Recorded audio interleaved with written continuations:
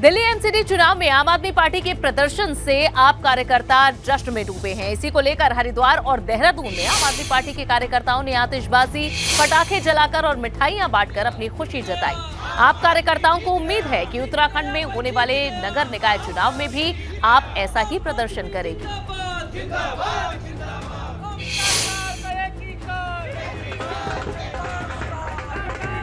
दो तस्वीरें अब आपको दिखा रहे हैं। हरिद्वार और देहरादून की तस्वीरें हैं, जहां दिल्ली में आम आदमी पार्टी को एमसीडी में बहुमत मिला है। 250 में से 134 सीटें आम आदमी पार्टी ने हासिल की है और इसका जो जश्न है वो उत्तराखंड में भी देखने को मिला। हरिद्वार में किस तरह पटाखे फोड़कर यहां आपके कार्यकर्ताओं ने जश्न मनाया, तो वहीं नाचते गाते देहरादून में भी कार्यकर्ता नजर आए।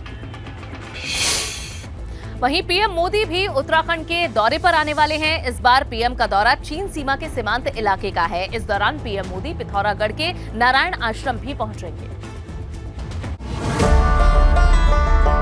जहां पवन बहे संकल्प लिए, जहां पर्वत गर्व सिखाते हैं,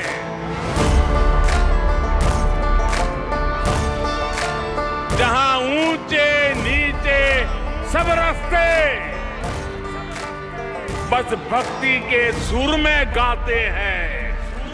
उस देव भूमि के ध्यान से ही मैं सदा धन्य हो जाता हूं।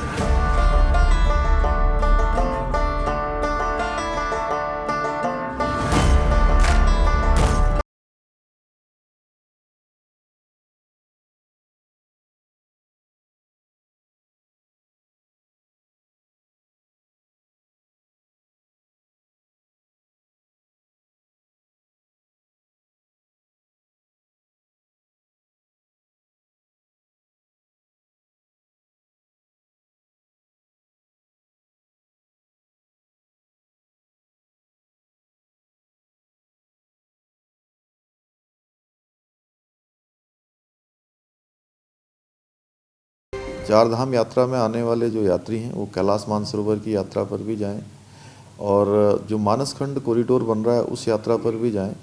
तो माननीय प्रधानमंत्री जी से भी हम अनुरोध करेंगे कि आने वाले समय में वो जहां नारायण आश्रम, मायावती आश्रम, इन सभी स्थानों पर उनका समय मिले, उनका प्रवास हो, जिससे देश दुनिया की नज़र में यह क्षेत्र भी जो भोले बाबा का कैलाश पर्वत है, ये भोले बाबा का कैलाश पर्वत भी चूँकि जानते सभी लोग हैं, लेकिन माननीय प्रधानमंत्री जी का वहाँ प्रवास होगा तो निश्चित रूप से वो विश्व के नक्शे पर चमकेगा।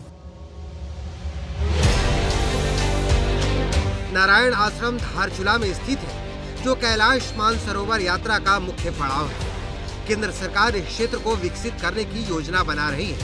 इस क्षेत्र का विकास मानसरोवर मानसखंड कॉरिडोर के तहत किया जाना है। स्वदेश दर्शन योजना है भारत सरकार की।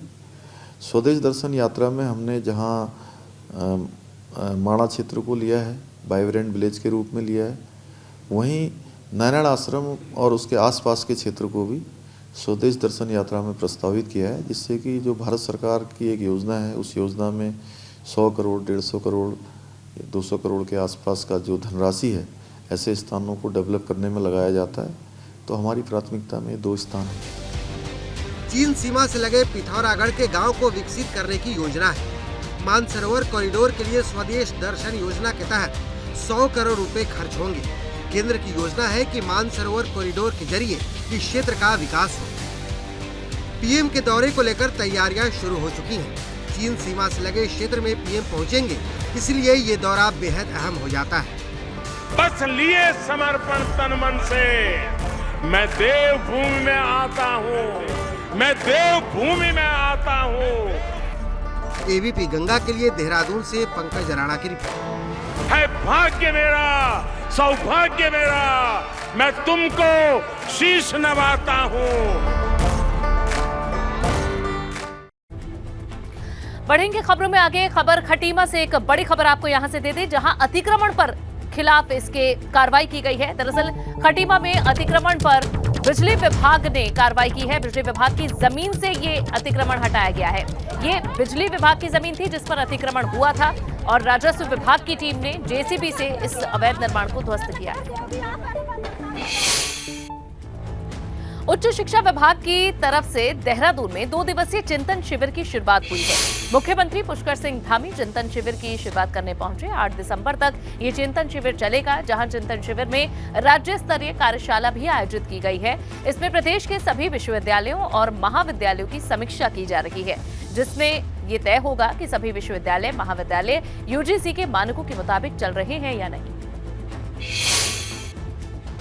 बहुत सारे विशेषज्ञ, बहुत सारे विद्वज्जन आपस में चिंतन करने वाले हैं, मंथन करने वाले हैं और इसमें शिक्षा की गुणवत्ता में, उच्च शिक्षा के क्षेत्र में कैसे सुधार हो, कैसे हमारे संस्थानों को और गुणवत्तापूर्ण बनाया जाए, कैसे उसको और अधिक हमारे छात्र छात्राओं के लिए सुविधाजनक बनाया जाए, अच्छा बनाया जाए और नई शिक्षा नीति जिसमें सभी बातों का समावेश है, माननीय प्रधानमंत्री मोदी जी के नेतृत्व में पूरे देश के अंदर लागू हुई है। हमारे राज्य में दोनों ही बेसिक और उच्च शिक्षा दोनों में ही लागू हुई है।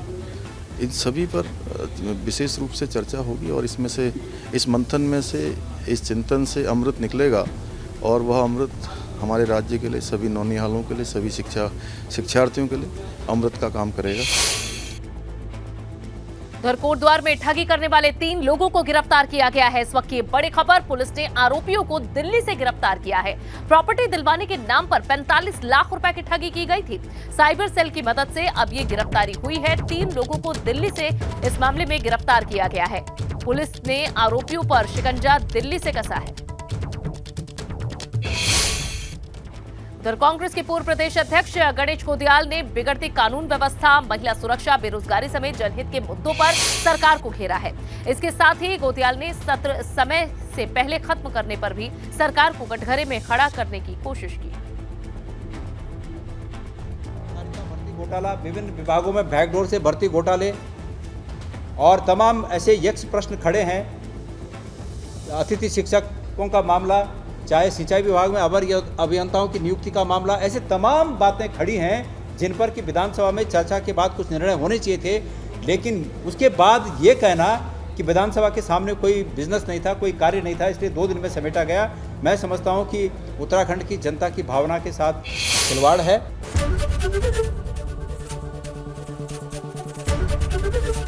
एबीपी गंगा, खबर आपकी, जुबान आपकी।